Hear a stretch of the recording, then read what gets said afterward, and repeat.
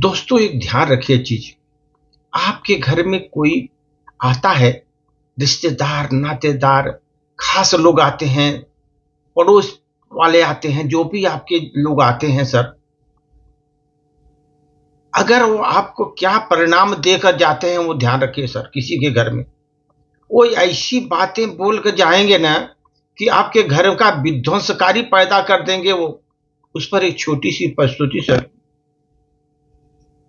एक बार एक सहेली दूसरे सहेली के घर पर गई, पूछी, आपको बच्चा पैदा होने की खुशी में तुम्हारे पति ने क्या तोहफा दिया?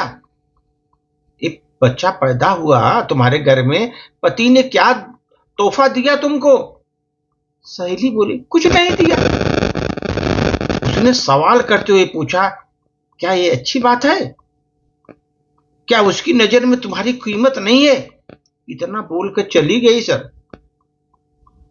और उसने इतना जहरीला बम उसको गिरा दिया उसके घर में। वह सहेली दूसरी सहेली को अपनी फिक्र में छोड़कर चलती बनी। थोड़ी देर में उसका पति आया।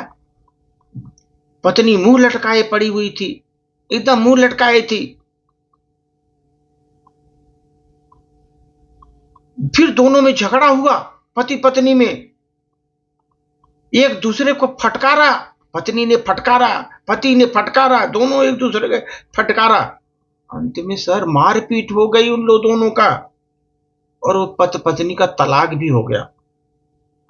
वो जानते हैं समस्या कहां शुरू हुई? समस्या की शुरुआत फिजूल में जुमले से हुई। जो आपका हाल चाल पूछने आई थी, उसने ही बीज बोकर गई कि तुम्हारे पति ने कुछ तोहफा नहीं दिया। ऐसा जुमला फेंक के गई और घर में इतना बड़ा हादसा हो गया सर। तलाक हो गया पति पत्नी में। एक बार सर एक आदमी, उसका जिगरी दोस्त था, उसने पूछा, तुम कहाँ काम करते हो? उसने बोला कि मैं एक दुकान पर काम करता हूं। कितना वेतन तुमको मिलता है?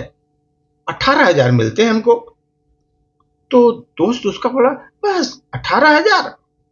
तुम्हारी जिंदगी कैसे कटती होगी इतने पैसे में? तो उसका दोस्त गहरी सांस लेते हुए बोला, क्या बताऊं यार, क्या बताऊं मैं। कुछ दिनों के बाद मीटिंग उनका दोनों को खत्म हुई। वो दोस्त अपने काम पर बेरुखा गया। उसके मन में ऐसा आया कि पैसा कम मिल रहा है, क्या करूं। बेरुखे से गया और उसने वेतन बढ़ाने की मांग की। भाई हमको आपको पेमेंट बढ़ाना पड़ेगा। मालिक ने उसका उसका जो है ना रद्द कर दिया। नहीं भाई, हम पैसा नहीं बढ़ा सकते।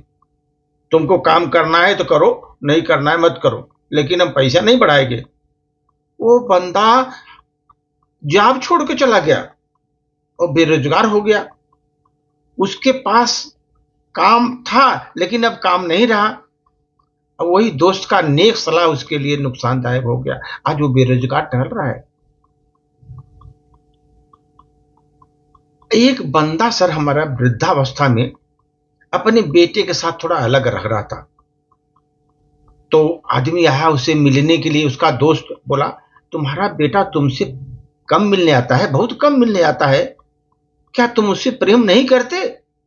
तो बाप ने कहा, बेटा ज्यादा व्यस्त रहता है, उसका काम का शेड्यूल बहुत सख्त है, उसके बीवी बच्चे हैं, उसे बहुत कम वक्त मिलता है, इसलिए नहीं आ पाता। तो आदमी, उसका दोस्त जो मिलने के लिए आता, बोला, वाह क्या बात हुई, तुमने उसे पाला पोसा, उसकी हर जरूरत पूरी की, उसको पढ़ाया लिखा, उसको इतना अच्छा आदमी बनाया। अब तुम्हारे बुढ़ापे में व्यस्तता की वजह से मिलने तक वक्त उसको नहीं है। वो तो न मिलने का तुम्हारा बहाना है तुम्हारे लड़के का।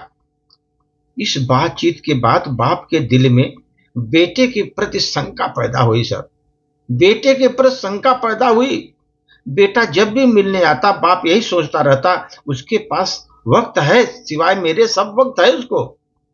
याद रखिए सर, जुबान से निकले हुए शब्द जो है ना, दूसरों पर कितना गहरा प्रभाव डालते हैं।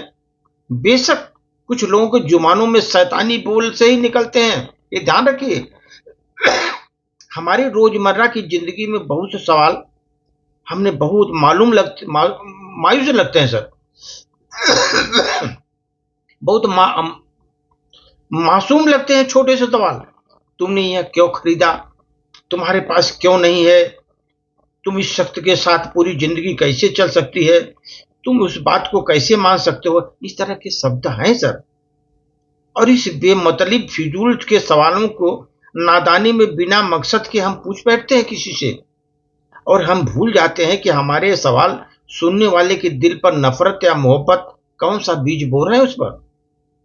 आज के दौर में हमारे इर्द गिर्द, समाज में, घरों में जो टेंशन बढ़ रही है सर, उसकी जड़ तक जाया जाए तो अक्सर उसके पीछे किसी का हाथ होता है।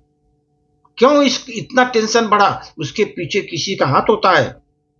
और यह नहीं जानते कि नादानी में जानबूझकर बोले जाने वाले जुमले किसी की जिंदगी को तबाह कर सकते हैं। ऐसी हवा फैलाने वाले बहुत हमारे आसपास रहते सर। इनको हम नजदीक नहीं आने देना चाहिए। ऐसे लोगों को दूरी रखना जरूरी है सर। इसलिए सर, जब आप किसी के घर जाओ तो अपनी आंख पर नियंत्रण रखो। आंख पर नियंत्रण रखो। उसने ये खरीदा, वो खरीदा, ये लिया, वो लिया, वो नहीं। आंख पर नियंत्रण रखो। उसके घर में क्या है वो आंख पर नियंत्रण रखो। और जब उसके घर से निकलो ना बाहर, अपने जुबान पर नियंत्रण रखो। कितने लोग हैं सर, घर में आएंगे और बाहर जाकर बड़ी बुराई करेंगे उसकी। ऐसा है, उसके यहाँ ये लिया, वो लिया, बहुत बुराई करेंगे। ये ध्यान रखिए सर। इसलिए जो है ना, घर से निकलो तो अपनी जुबान पर नियंत्रण रखो। मान सम्मान और रहस्य दोनों सुरक्षित रहेगा। दोनों का मान सम्मान और दोनों का रहस्य जो है ना, सुरक्षित रहेगा। किसी के घर जाकर के उसकी जो है, वहां पर जाकर देखने से और बाहर जाकर प्रचार करने की जरूरत नहीं सर। ये ध्यान रखिए। मान सम्मान, इसमें मान सम्मान छिपा रहता है। इसलिए किसी के घर जाओ तो आंखों पर नियंत्रण रखो, और घर से बाहर निकलो जबान पर नियंत्रण रखो।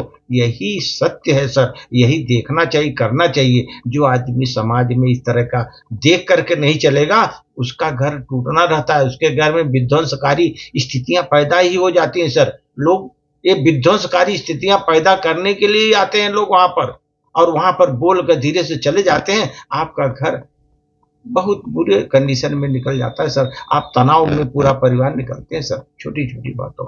धन्यवाद।